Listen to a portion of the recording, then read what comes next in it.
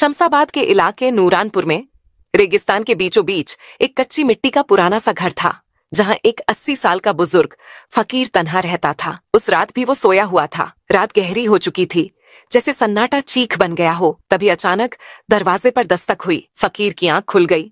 वो अपने आप से बुदबुदाया, इस वक्त यहाँ कौन आ सकता है? और इस वीराने में तो आज तक कोई नहीं आया। मगर फिर दरवाजा जोर जोर से बजने लगा। फकीर बिस्तर से उठा और जैसे ही दरवाजा खोला, बाहर का मंजर देखकर वो हक्का बक्का रह गया। दरवाजे पर 2 जवान और बेहद खूबसूरत लड़कियां खड़ी थीं। जैसे ही फकीर ने उन्हें देखा, दिल में अजीब सी खिंचाव सी महसूस हुई। वो उन्हें देखता ही रह गया। निगाहें हटाना मुश्किल हो गया। उसने उनकी तरफ देखते हुए पूछा, तुम कौन हो बेटियों? और इस वीराने में इस वक्त क्या कर रही हो? लड़कियों ने जवाब दिया, हम रास्ता भटक गई हैं। हम रोशनगढ़ की तरफ जा रही थीं, मगर रास्ता खो बैठी। अगर आप इजाजत दें तो हमें एक रात यहाँ रहने दीजिए। सुबह होते ही रवाना हो जाएंगे। फकीर उन्हें देखकर जैसे मदहोश सा हो गया था। वो बस इतना ही कह सका, आ जाओ अंदर। लड़कियां घर में दाखिल हुईं। फकीर ने उन्हें घर का एक कोना दिखाया और कहा, यहाँ सो जाओ बेटियों। दोनों वहीं लेट गईं और थोड़ी ही देर में नींद में खो गईं। रात के आखिरी पहर नाइला को यूं महसूस हुआ जैसे कोई उसके करीब खड़ा हो। उसने आंखें खोली तो देखा फकीर उसके पास झुका हुआ है और कुछ अजीब सी निगाहों से उसे देख रहा है। नाइला झटके से उठ बैठी, बोली, क्या हुआ? तुम यहाँ क्या कर रहे हो? फकीर ने जवाब दिया, कुछ नहीं, मुझे लगा शायद तुम्हें ठंड लग रही होगी तो चादर देने आया था। नाइला ने चादर तो ले ली, मगर गुस्से में ओढ़कर करवट ले ली। लेकिन फकीर वहां से हिला नहीं। देर तक उन्हीं दोनों को एक अलग सी ख्वाहिश भरी नजरों से देखता रहा। सुबह हुई।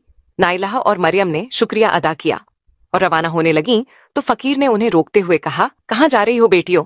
रोशनगढ़ तो बहुत दूर है। तुम जवान लड़कियां हो, आज की रात और रुक जाओ, फिर मैं तुम्हारे जाने का कोई इंतजाम कर दूंगा। ये कहकर फकीर उनके करीब आया, मगर नाइला और मरियम ने कहा, नहीं, हमें जाना है। तब फकीर बिल्कुल पास आ गया और नाइला का हाथ पकड़ते हुए बोला, बस एक रात की बात है बेटियों, रुक जाओ। नाइला ने झटके से हाथ छुड़ाया और गुस्से में बोली, क्या मतलब? फकीर ने कहा, कल मैं तुम्हारे जाने का कोई इंतजाम करवा दूंगा। अब भी वो उन्हें अजीब सी नजरों से देख रहा था, जैसे उसके जहन में कोई चाल हो। लड़कियां उसकी बातों में आ गईं और रुकने के लिए तैयार हो गईं। सारा दिन फकीर उनसे नरमी और मोहब्बत से बातें करता रहा और उन्हें उसी तरह देखता रहा जैसे वो उनके पास आना चाहता हो। रात हो चुकी थी। दोनों लड़कियां कोने में अपने बिस्तर पर जाकर लेट गईं। फकीर भी अपने बिस्तर पर लेट गया। रात के आखिरी पहर जब सन्नाटा गहरा होता जा रहा था, फकीर चुपके से अपने बिस्तर से उठा और धीमे धीमे कदमों से लड़कियों की तरफ बढ़ा। वो काफी देर तक उन दोनों को देखता रहा। फिर उनमें से एक, जो बेहद खूबसूरत थी, नाइला, उसके पास जाकर बैठ गया। फकीर ने नरमी से उसके माथे पर हाथ फेरना शुरू कर दिया। अचानक नाइला की आंख खुली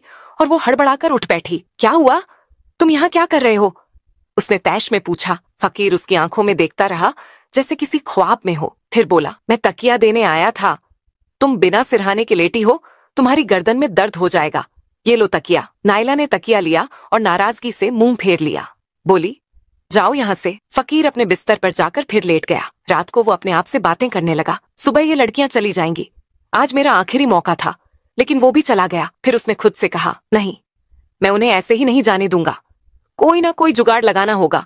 मुझे कल किसी तरह इन्हें रोकना होगा। इन्हीं सोचों में डूबा हुआ फकीर आखिरकार सो गया। सुबह हुई। लड़कियां उठीं और फकीर के पास आईं। उन्होंने कहा, अगर हमारे जाने का बंदोबस्त हो गया हो तो हमें रवाना कर दो। बताओ, क्या इंतजाम किया है? फकीर उन्हें कुछ पल एक चाहत भरी नजर से देखता रहा। फिर धीरे से बोला, नहीं, तुम आज यहां से नहीं जा सकती।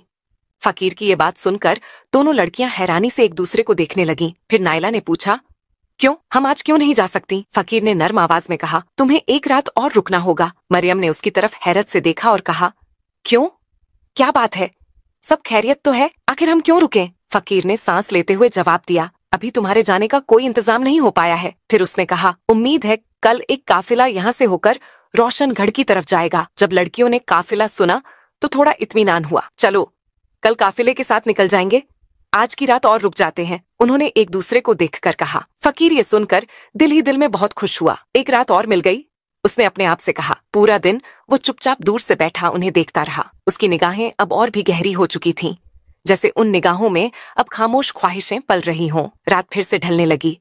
नाइला और मरियम अपने बिस्तर पर जाकर लेट गईं। फकीर भी अपने बिस्तर पर लेट गया, मगर उसका दिल अब बेचैन था। उसकी आंखें छत को नहीं, कमरे के उस कोने को घूर रही थीं जहां लड़कियां सोई हुई थीं। सांसें तेज थीं और दिल में अजीब सी हलचल उठ रही थी। धीरे धीरे वो बिस्तर से उठा, चुपके से उनकी तरफ बढ़ा। काफी देर तक वो उन दोनों को ऊपर से नीचे तक देखता रहा। फिर वो नाइला के पास जाकर बैठा और नरमी से उसके बालों को सहलाने लगा। अचानक नाइला थोड़ी सी हिली। फकीर को लगा कहीं वो जाग ना जाए, तो वो घबरा कर वहां से हट गया और मरियम के पास चला गया। अब उसने मरियम का हाथ अपने हाथों में ले लिया और उसके चेहरे को देर तक देखता रहा। उसकी आंखों में अब सिर्फ तमन्ना नहीं, कोई पुरानी प्यास उतर आई थी। तभी अचानक मरियम की आंख खुल गई और वो चीख पड़ी, मगर फकीर ने झट से अपना हाथ उसके मुंह पर रख दिया ताकि आवाज बाहर ना निकले। फिर वो हड़बड़ाकर वापस अपने बिस्तर पर चला गया और ऐसे लेट गया जैसे कुछ हुआ ही ना हो। मरियम सारी रात उसी सोच में डूबी रही। ये फकीर मेरे पास क्यों आया था? ये क्या करने की कोशिश कर रहा था? इसके इरादे तो बिल्कुल ठीक नहीं लगते। वो डर के मारे कांपती रही और सोचते सोचते आखिरकार उसे नींद आ गई। सुबह हुई, लड़कियां उठीं और फकीर के पास आईं। काफिला आ गया है क्या? अब हमें इजाजत दो, उन्होंने कहा। फकीर कुछ देर तक उनकी आंखों में देखता रहा, फिर बोला, लेकिन काफिला तो अभी तक नहीं आया। लड़कियां चौंक गईं। मगर तुमने तो कहा था कि काफिला आज आ जाएगा, फकीर ने थकी हुई आवाज में कहा। हाँ, आना था, शायद शाम तक आए। लड़कियों ने आपस में देखा और कहा, ठीक है, हम शाम तक और इंतजार कर लेते हैं। फकीर ने बस सिर हिलाया और कुछ नहीं कहा। अब वो आंगन में बैठा था और दूर से लड़कियों को फिर उसी अजीब नजरों से देख रहा था। एक लड़की ने दूसरी से कहा, इसकी निगाहें मुझे ठीक नहीं लगती। दूसरी ने सिर हिलाया, हाँ, तुम ठीक कह रही हो, हमें जल्दी से यहाँ से निकल जाना चाहिए। हम जवान लड़कियां हैं और इसके दिल में ना जाने क्या चल रहा है। पहली लड़की बोली, हाँ, ये रात को मेरे पास आया था और मुझे छूने की कोशिश कर रहा था। दूसरी ने भी कहा, उसने मेरे साथ भी वही किया। आज हमें किसी भी हालत में रात नहीं रुकना चाहिए। शाम को काफिला आए या ना आए, हमें निकल जाना है। फकीर अब भी दूर से उन्हें देख रहा था, बिल्कुल वैसे ही जैसे कोई शिकारी अपने शिकार पर नजर रखता है। शाम हो चुकी थी। इससे पहले कि लड़कियां खुद उसके पास आती, फकीर खुद आ गया। देखो, उसने कहा, मुझे लगता है काफिला अब सुबह तक आएगा। सोचा तुम्हें पहले ही बता दूं, उनके पास सामान बहुत होता है, धीरे धीरे चलते हैं, आज की रात और रुक जाओ। लड़कियां अब झल्ला गईं। एक ने तेजी से कहा, हम अब और नहीं रुक सकते, चाहे काफिला आए या ना आए, हम अभी निकल रही हैं, हमें अब मत रोको। फकीर और करीब आया। थोड़ी ही देर में रात हो जाएगी, तुम जवान लड़कियां हो, इस वीराने में कहाँ जाओगी? यहाँ जानवर भी घूमते हैं, अगर कोई नुकसान पहुंचा तो? उसके लहजे में फिक्र कम और चाल ज्यादा थी। लड़कियों को अब पूरा यकीन हो गया ये सब कोई नई चाल है, लेकिन उन्होंने एक दूसरे को देखकर कहा, हमारे पास और कोई चारा नहीं, एक रात की तो बात है, रुक जाते हैं। उन्होंने सख्ती से फकीर से कहा, ठीक है, मगर ये आखिरी रात है, कल सुबह चाहे काफिला आए या ना आए, हम निकल जाएंगे। फकीर ने मुस्कुराकर कहा, ठीक है, मगर उसके चेहरे की मुस्कान में अब कुछ और ही छुपा हुआ था। रात हो चुकी थी। नाइला और मरियम अब पूरी तरह सतर्क थीं। एक कोने में लेटी थीं, मगर उनकी आंखें खुली हुई थीं। वो डर और शक में डूबी हुई थीं। आपस में धीमी आवाज में बात कर रही थीं। उम्मीद है आज की रात जल्दी बीत जाए। नाइला ने कहा, हाँ, बस आंखें बंद करके ऐसे लेटे रहो जैसे हम सो चुकी हैं। मरियम ने जवाब दिया। फकीर अपने बिस्तर पर लेटा था, मगर उसकी एक आंख खुली हुई थी। वो बार बार उनकी तरफ देख रहा था, ये जानने के लिए कि क्या वो सच में सो गई हैं। जब उसने देखा कि वो अब हिलडुल नहीं रही, उसने भी आंखें बंद कर ली, मगर उसका दिल अभी भी करवटें ले रहा था। कुछ देर बाद जब उसे यकीन हो गया कि लड़कियां सो चुकी हैं, वो धीरे से उठकर उनकी तरफ चल पड़ा। काफी देर तक वो उनके पास खड़ा रहा, जैसे उनके हाव भाव को पढ़ रहा हो। फिर वो नाइला के पैरों के पास बैठ गया और धीरे धीरे उनके पैर सहलाने लगा। तभी नाइला की आंख हल्की सी खुल गई। फकीर को एहसास हुआ तो वो फौरन पीछे हट गया। अब वो मरियम के पास गया और उसके पास बैठकर उसका माथा सहलाने लगा। अचानक मरियम की आंख खुल गई। उसने घबराकर करवट ली और मुंह नीचे कर लिया। कुछ बोली नहीं, मगर उसकी हरकतों से पता चल गया कि वो जाग चुकी है। फकीर चुपचाप उठा और फिर अपने बिस्तर पर जाकर लेट गया। उसकी धड़कनों में घबराहट थी, मगर चेहरे पर कोई परेशानी नहीं थी। सुबह हो चुकी थी। लड़कियां उठीं और सीधा फकीर के पास गईं। हाँ, आया क्या तुम्हारा काफिला, या अब कोई नया बहाना है? उन्होंने तीखे लहजे में पूछा। फकीर कुछ देर खामोश रहा, फिर बोला, काफिला तो नहीं आया। अब नाइला और मरियम झल्ला चुकी थीं। हमें तो पहले ही पता था कि कोई काफिला नहीं आने वाला। तुम हमें किसी और मकसद के लिए यहाँ रोक रहे हो। हमें सब समझ आ चुका है, अब हम एक पल भी यहाँ नहीं रुक सकते। उनमें से एक लड़की ने दूसरी का हाथ पकड़ा और कहा, चलो यहाँ से चलते हैं। जैसे ही वो झोपड़ी से बाहर निकलने लगी, फकीर अचानक उनके सामने आकर खड़ा हो गया और रास्ता रोकते हुए बोला, तुम यहाँ से नहीं जा सकती। लड़कियों ने कहा, रास्ते से हट जाओ वरना हम जोर से चिल्लाएंगी। फकीर ने धीरे से कहा, तुम्हारी आवाज यहाँ सुनने वाला कोई नहीं है। तुम क्या चाहते हो? हमें क्यों रोक रहे हो? तुम हमारे बाप की उम्र के हो। कोई तो शर्म करो, कोई तो लिहाज करो, एक लड़की ने गुस्से में कहा। फकीर ने संजीदगी से कहा, जैसा तुम्हें दिख रहा है वैसा नहीं है। तुम जिस शख्स की तलाश में रोशनगढ़ जा रही हो, क्या पता वो यहीं कहीं हो। हमें यहाँ एक पल भी नहीं रुकना, लड़कियों ने और भी गुस्से से कहा। और तुम्हें ये कैसे मालूम कि हम रोशनगढ़ में किसी को ढूंढने जा रही हैं? उन्होंने सवाल किया। फकीर बोला, ये बात मैं अभी नहीं बता सकता, मगर अगर तुम आज की रात यहीं रुकती हो तो यही तुम्हारे हक में बेहतर होगा। फिर वही चाल। लड़कियां अब चौंक चुकी थीं। एक बूढ़े आदमी को क्या हो गया है? क्यों बार बार हमें रोक रहा है? वो सोचने लगी। फकीर ने फिर कहा, मैंने कहा ना, बस एक रात और रुक जाओ। कल सुबह तुम्हारे सारे सवालों के जवाब मिल जाएंगे और शायद तुम्हें रोशनगढ़ जाने की भी जरूरत ना रहे। फकीर ने बात खत्म की। लड़कियां अब उलझन में थीं। वो हैरानी से एक दूसरे को देखने लगीं। ये कैसे जानता है कि हम किसे ढूंढ रही हैं और क्या हमारा कोई मसला है? उनके जहन में सवालों का तूफान था, मगर अब उन्हें फकीर पर बिल्कुल भी एतबार नहीं रहा। उन्होंने फकीर को धक्का दिया और झोपड़ी से बाहर निकल गईं। फकीर उनके पीछे पीछे भागा और पीछे से आवाज दी, रुको, सब कुछ बर्बाद हो जाएगा अगर तुम चली गई तो। काफी दूर जाने के बाद लड़कियां थककर एक जगह बैठ गईं। उनका दम फूल रहा था, मगर दिलों में अब भी डर और बेचैनी बनी हुई थी। अचानक पीछे से फकीर हांफता हुआ उनके करीब आ गया। उसकी सांसें तेज थीं। मैं आखिरी बार तुमसे कह रहा हूं, उसने धीमे लेकिन यकीन भरे लहजे में कहा। आज रात मत जाओ। अगर आज की रात मेरे साथ इस घर में रुक गई तो शायद तुम्हें रोशनगढ़ जाने की जरूरत नहीं पड़ेगी। लड़कियों ने थके हुए लेकिन सख्त अंदाज में पूछा, अगर कोई बात है तो साफ साफ क्यों नहीं बताते? फकीर ने गहरी सांस ली और कहा, वो बात मैं अभी नहीं बता सकता। अगर मैंने अभी कह दी तो सब कुछ बर्बाद हो जाएगा, मगर मैं सिर्फ इतना बता सकता हूँ कि तुम दोनों अपने शौहर को तलाश करने निकली हो। ये सुनकर लड़कियां सन्न रह गईं। उनकी सांसें जैसे एक पल को थम गईं। हाँ, हम अपने शौहर को ढूंढ रही हैं। वो काफी वक्त से लापता है।